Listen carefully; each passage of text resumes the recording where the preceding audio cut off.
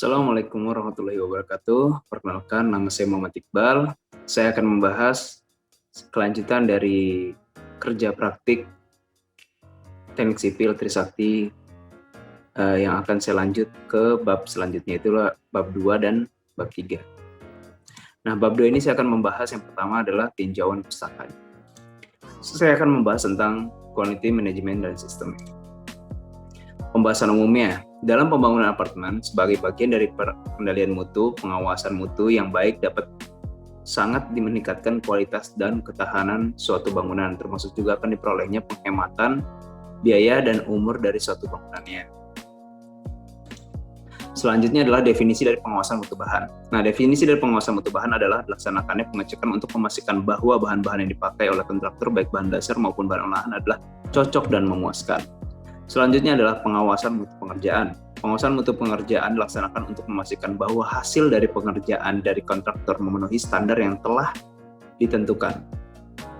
Selanjutnya adalah pengawasan mutu. Nah, pengawasan mutu ini adalah jaminan bahwa semua pekerjaan yang memenuhi syarat-syarat gambar, spesifikasi, dan dokumen lain dengan pemeriksaan dan pengujian pekerjaan kontraktor secara terus-menerus, pengguna jasa dapat diyakinkan bahwa pekerjaan sesuai dengan standar kualitas yang telah ditetapkan. Selanjutnya adalah hasil dari pembangunan fisik konstruksi. Nah, yang pertama adalah produknya nyata, dapat diukur besar mutunya, keamanannya maupun kenyamanan pemakaiannya, dan nilai manfaatnya yang langsung dapat dirasakan.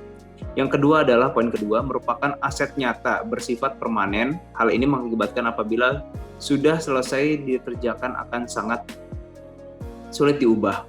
Umpamanya diubah tentu memerlukan tambahan sumber daya dan waktu. Yang ketiga adalah pihak pelaksana, kontraktor maupun konsultan supervisi tidak mudah berspekulasi untuk tidak memenuhi besarannya maupun mutunya yang sudah ditentukan dalam standar spesifikasi. Apabila menyimpang akan mudah dikelihatan dan ada resiko dibongkar untuk diganti yang benar. Yang keempat adalah hasilnya mudah dilihat dari laporan kemajuan pelaksanaan karena semua nyata dapat dibuktikan.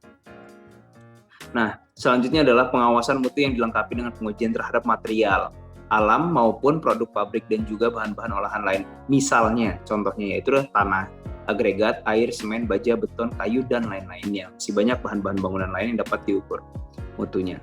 Selanjutnya kita masuk ke dalam bidang K3, keselamatan dan kesehatan kerja. Definisi dari pengawasan K3 adalah keselamatan dan kesehatan kerja konstruksi yang selanjutnya disebut K3 adalah segala kegiatan untuk menjamin dan melindungi keselamatan dan kesehatan tenaga kerja melalui upaya pencegahan kecelakaan kerja dan penyakit akibat kerja pada pekerjaan suatu konstruksi. Nah, tujuan K3 adalah pada sebuah bidang kerja, yakni konstruksi K3 atau sebuah keamanan konstruksi terpusat pada berbagai atau segala hal yang memberikan pengaruh pada aspek lainnya, mulai dari suatu kondisi keselamatan, keamanan, dan kesehatan bagi setiap pekerjanya. Jadi tujuannya ini adalah untuk segala pekerja yang berada dalam suatu konstruksi. Bahkan lingkungannya juga, lingkungan kerjanya pun juga sangat berpengaruh terhadap proses pelaksanaan proyek. Yang mana berfokus pada kelancaran dan keselamatan selama proses pekerjaan proyek, seperti yang tertulis pada UU nomor 1 tahun 1970, yang mana di dalam aturan tersebut membahas seputar keselamatan tenaga kerja. Nah, inilah beberapa tujuan dari adanya Rambu K3. Di antaranya yang pertama, jadi ada 10 poin. Yang pertama adalah berguna untuk mencegah, mengurangi, dan memadamkan berbagai risiko kecelakaan, kebakaran, hingga peledakan. Yang kedua adalah memberikan petunjuk untuk keselamatan jalan untuk menyelamatkan diri sewaktu terjadi kejadian darurat. Yang ketiga, mampu memberikan sebuah pertolongan dan berbagai alat perlindungan saat terjadi sebuah kecelakaan atau keadaan darurat lainnya. Yang keempat adalah mengendalikan sebuah perluasan suhu, debu, kotoran, angin, suara, getaran, dan masih banyak kotoran atau benda lainnya. Yang kelima adalah mampu mengendalikan timbulnya sebuah penyakit akibat kerja, entah fisik hingga psikis. Yang keenam dapat digunakan sebagai penyelenggara penyegaran udara, suhu, dan kelembaban. Yang ketujuh mampu memperoleh sebuah penerangan yang sangat cukup saat keadaan darurat. Yang kedelapan berguna untuk mengamankan dan memberikan kelancaran untuk proses evakuasi keadaan darurat. Bahkan dapat digunakan untuk memelihara bangunan. Yang kesembilan adalah mendapatkan sebuah keserasian antara pekerja dengan lingkungannya dan memelihara kebersihan yang ada. Dan yang ke-10 adalah dapat menyesuaikan dan menyempurnakan berbagai pengamanan kerja. Untuk selanjutnya saya akan membahas bab yang ketiga, bab selanjutnya, metode pelaksanaan. Yang pertama akan kita mulai langsung dari metode pelaksanaannya. Nah, metode pelaksanaan ini secara garis besar, pekerjaan yang sedang berlangsung di lapangan adalah pekerjaan struktur pada ketiga tower. Namun, ada bagian yang masih mengerjakan pekerjaan tanah dan fondasi. Dalam pekerjaan tanah dan struktur, pekerjaan arsitektur juga sudah dimulai dilakukan. Pekerjaan tanah yang diamati meliputi pekerjaan ground anchor, galian tanah, dan pemotongan pelatihan board pile. Jadi saya di sini akan menjelaskan tentang pengawasan pada saat masuknya bahan, pengendalian mutu bahan, pengendalian mutu pekerjaan, dan lain-lainnya. Untuk pekerjaan fondasi yang diamati adalah pekerjaan pelcap. Pengamatan untuk pekerjaan ground anchor, galian tanah, dan pemotongan pelatihan board pile adalah pada saat pengerjaan podium pengamatan untuk pile cap. Nah, pekerjaan struktur yang diamati adalah antara lain pekerjaan kolom, pekerjaan balok, pekerjaan plat lantai, pekerjaan core wall, dan pekerjaan shear wall. Ini pekerjaan arsitektur yang ketiga ini adalah untuk arsitektur ketiga tower dan podium umumnya yang sama, yaitu pekerjaan finishing, lantai, dan plafon. Nah, untuk pekerjaan tanahnya terbagi jadi tiga, yaitu ground anchor, pekerjaan galian tanah, dan pemotongan plat tiang. Yang pertama adalah ground anchor. Pertama, dilakukannya pengeboran lubang, badan ground anchor siap diinstalasi. Setelah itu, ground anchor dimasukkan ke dalam lubang bor. Terus dilakukan pengukuran bahan injeksi semen. Selanjutnya, pemasangan kepala angkur. Selanjutnya juga pemasangan dongkrak hidrolik, lalu penarikan ground anchor. Setelah itu, pengukuran perpanjangan ground anchor. Yang kedua adalah pekerjaan galian tanah. Nah, untuk itu yang pertama adalah lokasi galian tanah yang digunakan sebagai lokasi pekerjaan pile cap kita tentukan. Terus proses penggalian dilakukan di sekitar board pile yang akan dilakukan pemotongan. Seterusnya adalah penggalian tanah keras dilakukan hydraulic breaker dengan alatnya ini, mesin hydraulic breaker. Dan setelah itu dilakukan setelah tanah lunak diambil menggunakan ekskavator. Setelah itu tanah akan dibuang dengan ekskavator yang telah dikeluarkan tadi. Nah, selanjutnya nomor 3 adalah pemotongan kepala tiang board pile. Yang pertama adalah dilakukan pembongkaran di sekeliling kepala tiang board pile yang tadi. Nah, setelah itu pemasangan baut, pemotongan kepala tiang board pile, pengangkatan kepala tiang board pile, lalu board pile dikembalikan ke posisi tegak semula. Nah, selanjutnya adalah pekerjaan fondasi. Nah, mat foundation atau fondasi rakit ini, pertama kita mulai dari pekerjaan persiapan, pembesian, pemasangan tenda, proteksi stek-stek kolom, lalu pengecekan suhu beton, pengecekan selam beton, pengecoran mat, foundation, lalu perataan beton. Selanjutnya adalah pekerjaan pelcap. Nah, pelcap ini pertama kita patok dulu batas ketebalan lantai kerjanya, terus pekerjaan lantai kerja dan backcasting kita tentukan juga, penulangan pelcap, selanjutnya penulangan slab on ground, selanjutnya lagi pemasangan tenda sebelum dilakukan pengecoran, lalu kita lakukan pengecoran setelah semuanya ready. Untuk pekerjaan struktur akan kita bahas ada 5 elemen, kolom, balok, plat lantai, core wall, dan shear wall. Nah, untuk kolom, pertama kita mulai dari fabrikasi pembesiannya dulu. Kita mulai dari fabrikasi pembesian, pembuatan pembesiannya, cetakan bentukan kolomnya, tulangannya, bentuk tulangannya kita bikin dulu. Setelah itu penentuan as kolomnya berada di mana dan pemasangan tulangan kolom. Setelah itu kita pasang cetakannya, yaitu backcastingnya. Nah, setelah backcasting selesai, kita tempelkan satu sama lain, kita baut atau kita tahan. Lalu kita lakukannya pengecoran kolom. Nah, pengecoran kolom ini kita lakukan setelah pengecekan verticality kolom. Nah, setelah pengecoran kolom, baru kita lakukan pembongkaran backcasting. Setelah itu perawatan kolom, dan selanjutnya kita lanjut ke balok. Untuk balok itu pertama sama kayak seperti kolom, kita lakukan dulu fabrikasinya dulu, fabrikasi tulangannya, kita bentuk tulangannya seperti yang kita inginkan.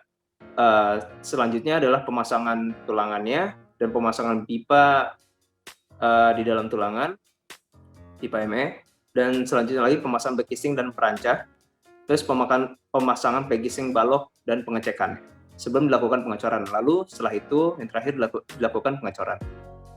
Lanjut lagi ke plat lantai setelah balok dan kolom. Yang pertama kita lakukan adalah fabrikasi sama dengan yang lainnya. Pembuatan dulu tulangannya, lalu pemasangan perancah, pemasangan backcasting, penulangan plat lantai, lalu kita lakukan pemasangan kaki ayamnya, lalu kita lakukan lagi pemasangan beton decking, dan lanjut pemasangan relat, lalu pengecekan. Nah, setelah itu semua sudah selesai, baru kita lakukan pengecoran pada plat lantai. Selanjutnya kita akan bahas tentang core wall. Core wall sama juga, kita mulai dari fabrikasinya juga, pembentukan tulangannya. Setelah kita fabrikasi, baru kita pemasangan tulang core wall. Setelah itu kita cek lagi besi overlapping dan besi silangannya. Baru kita masuk ke sistem RCS pada backcasting core wall. Nah, pemasangan backcasting ini setelah pemasangan backcasting dilakukannya pengecoran. Nah, untuk ke shear wall. Jadi untuk ke shear wall pertama kita lakukan sama juga, fabrikasi juga pembentukan tulangannya untuk membuat shear wall. Lalu pemasangan tulangan shear wall menggunakan tower crane. Setelah itu pemasangan backcasting, lalu placing boom atau pengecoran. Nah, untuk masuk ke pekerjaan arsitektur terbagi dua, yaitu ada finishing lantai dan plafon. Untuk pekerjaan pengendalian mutunya sendiri, yaitu ada Quality Assurance Manager QAM. Jadi QAM itu berlangsung di bawah Project Manager dan Departemen Head Product Quality. QAM bertanggung jawab dalam pembuatan rencana inspeksi dan test rate seluruh pekerjaan di proyek dengan minta persetujuan dari Departemen Head Product Quality atau Project Manager. Pengendalian mutu bahan. Ini selanjutnya. Pengendalian mutu bahan dalam suatu konstruksi material bangunan dibutuhkan sebagai bahan penyusun suatu pekerjaan.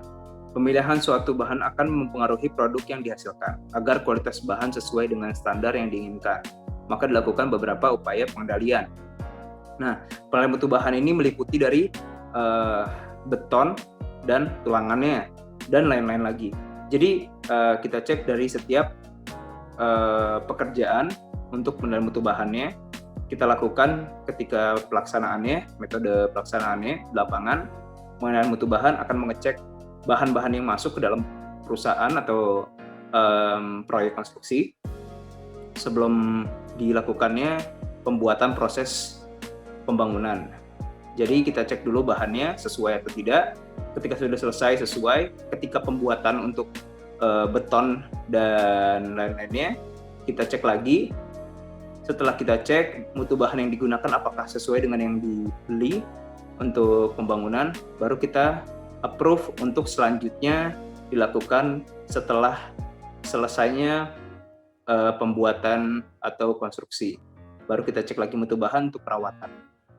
Selanjutnya adalah pengendalian mutu operasi pekerjaan. Nah, dalam pengendalian mutu operasi pekerja ini, Quality Assurance Manager (QAM) bertanggung jawab dalam verifikasi metode pelaksanaan dan shop drawing tertentu yang berkaitan dengan mutu sebelum disosialisasikan. Dengan adanya tahap verifikasi tersebut, diharapkan tidak ada kegagalan akibat metode pelaksanaan dan shop drawing.